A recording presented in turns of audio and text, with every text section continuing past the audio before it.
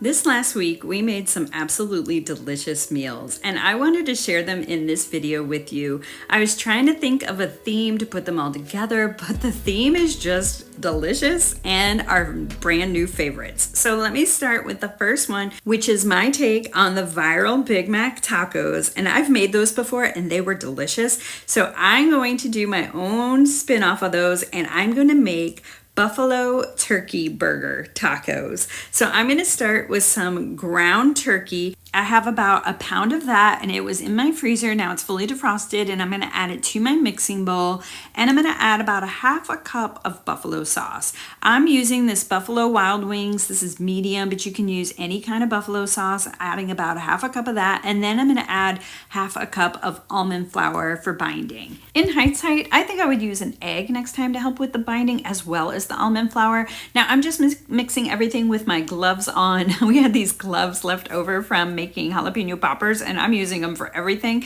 This just makes cleanup so much easier. Now I'm dividing the meat mixture into 6 equal portions, and I'm going to flatten them and spread them out onto my tortillas. These are low carb, keto friendly tortillas, but you can use any brand, any style you like, and I just make sure to try to get them to the edge. Now my tortillas are ready to go into a hot skillet, as well as my double burner grill pan. I have that coated with some oil, and I'm gonna get those nice and crispy. Now they did end up coming apart just a little bit, hence that egg or maybe a little bit more almond flour would help to keep it all together, but they still came out so good. And also to the meat mixture, before I grilled them, I did add some garlic salt and some garlic powder just to get them some more flavor. But now they are all done cooking and they're ready for garnish. I'm going to top them with a little bit of chopped celery for that crunch, and I'm going to drizzle on some blue cheese dressing.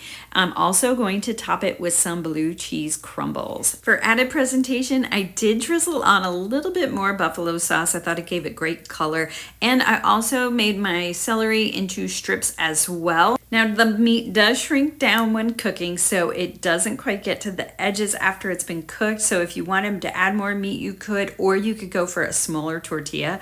But these turned out so amazingly delicious. The balance was there, the flavor, the crunch, the heat. It was so good. My son said this was one of the best things I've made. And I think that means I will definitely be making these again. And maybe my variation will be the next one to go viral. This next best dinner of the week I have made before, but this time I used some ingredients and flavors to take it over the top. I start with a package of wonton wraps, and then I'm going to cut them in half right down the middle, and then I'm going to put all of them out on my air fryer rack that I've sprayed with a little bit of oil so they don't stick. But also I'm going to brush them with more oil. I'm going to use sesame oil. It adds a nice richness and the perfect flavor, and I'm going to spread those all out, and then I'm going to sprinkle on some garlic salt. Into my air fryer they're gonna go. Got to keep an eye on them. Start with 4 minutes and then check on them and just go 1 minute at a time after that. Once those are done cooking, we're gonna set them to the side and we're gonna work on our tuna. Have you ever gotten these from Aldi? They come in a 3-pack and they are in the freezer section. They're so reasonably priced. They're wild caught. Because they've been frozen and kept so nice, you can just kind of put a little sear on them. They can stay medium rare. So I love this high quality tuna steaks, and they make the most amazing tuna nachos or anything else that you want to make Asian flavored, Asian style, like sushi or sushi bowls. There's so many recipes you can make with this, but it's a really great item to pick up from Aldi. I'm gonna add my tuna fillets into a plastic bag here because I'm gonna let it marinate. The marinade's gonna be really easy.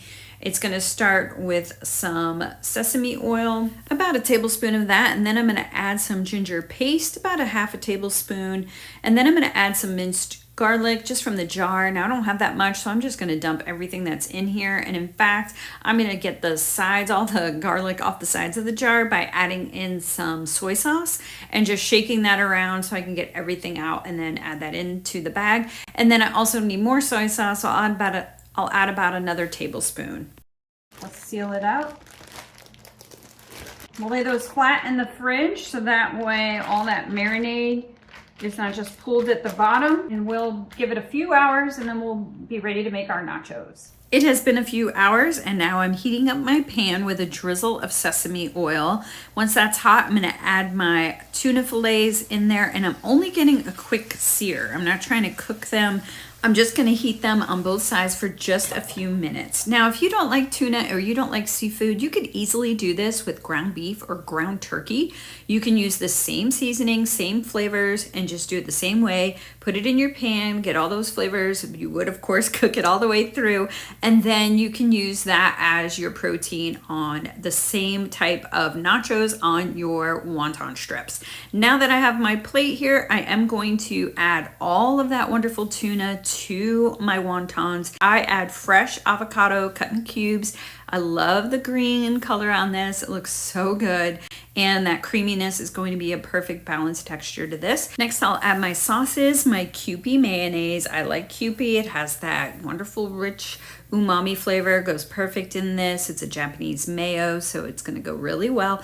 And then I'm also gonna add some of that sriracha, the chili sauce. I'm gonna add that for color and for a little bit of kick. I'm also gonna top it with some fresh green onions that I've chopped, put that all on top. And then I also have some sesame seeds. Give a good sprinkle of those. And then another little thing I have here is furikake. I have used this before. It's a Japanese seasoning mix. It has sesame seeds and it has seaweed pieces in it and some other seasonings, and it's a great addition. My nachos are complete. They look amazing. We cannot wait to dig in. I made these with these crab legs from Aldi. They are wild caught and they are already cooked. So all you have to do is just heat them in the oven, and they are amazing. I really recommend these. They paired so well with our nachos, and this made the best meal of the week. Hands down, we absolutely loved it. This next meal was another one of our favorites, and the best part, it was so easy to make.